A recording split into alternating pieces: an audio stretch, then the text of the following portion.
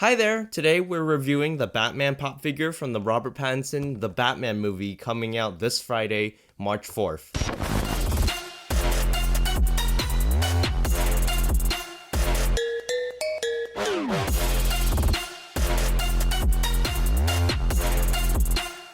Hey, what's up?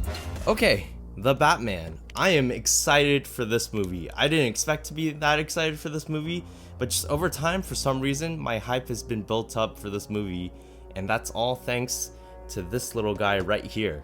So like I said, what we have here is one of the pop figures from the new Batman movie that's coming out this Friday, and I would classify this as like the main pop figure for this movie. But yeah, there's a few different versions of this Batman popping around in pop figure form, such as the flight suit and the battle version, but especially the battle version I've seen a lot of, and I've seen every single one of these pop figures pretty commonly on store shelves, except for this one.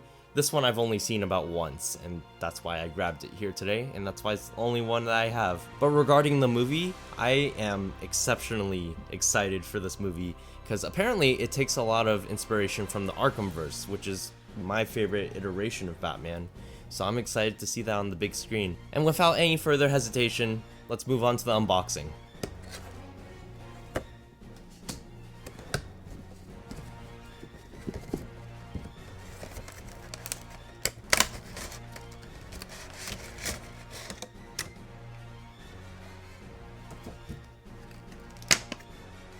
So first overall impressions of this pop figure, I think he looks fine, perfectly fine. He stands up on his own, which is always a plus. It helps out that he has a cape and everything to just support him from the back. But what really stands out is really just his stitched cowl, which seems to be the main defining trait of this cowl for this version of Batman. But moving on to the first criteria, which is pose. So I would say that the pose is completely serviceable for this pop figure. Correct me if I'm wrong, but I believe Batman may be the most produced character from Funko for pop figures, meaning they have had to create so many different poses for the character over time. Of course, you've got the classic Funko Pop stance where they're just kind of standing with their arms almost to their side, just like in a weird like bodybuilder kind of pose. At least he's not that, so that by itself puts it past the 6 for me for the pose. But at the same time, the pose is nothing really special. I know that this Batman in particular is supposed to be a lot more violent than a few of the other iterations of Batman we've seen in live action. So having him in that fighting stance definitely could lend to his character. But again, I haven't seen the movie yet, so I wouldn't quite know how faithful this is to his character as a pose. But I think it's a nice, very safe bet. And, you know, you could put any Batman into this pose. You could put a lot of people into this pose. You could put Shang-Chi into this pose. And that's kind of the main thing that I'm trying to get towards, is that this pose is not super unique, not even to just Batman in himself. So because of that, I would probably give this pose just a 7 out of 10. Next criteria is accuracy.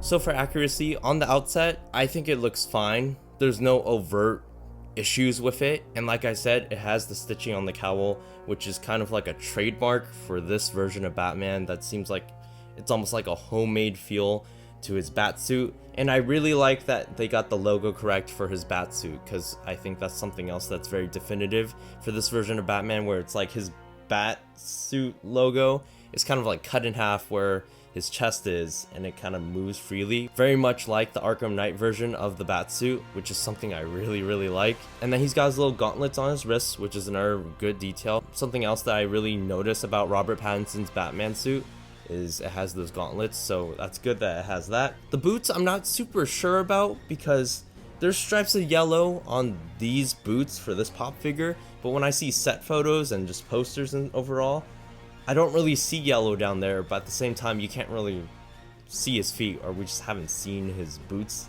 that often.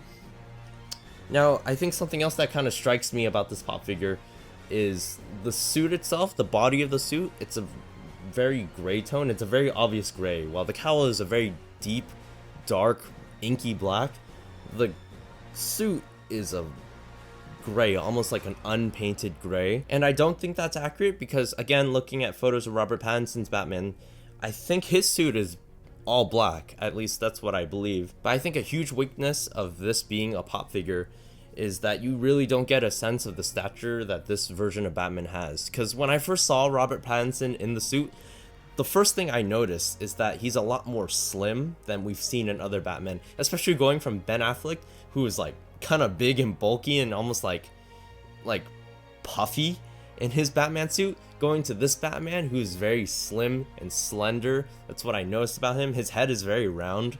I don't know, to me it's just like his head looks really round in that suit, and you don't really get that sense with this pop figure either.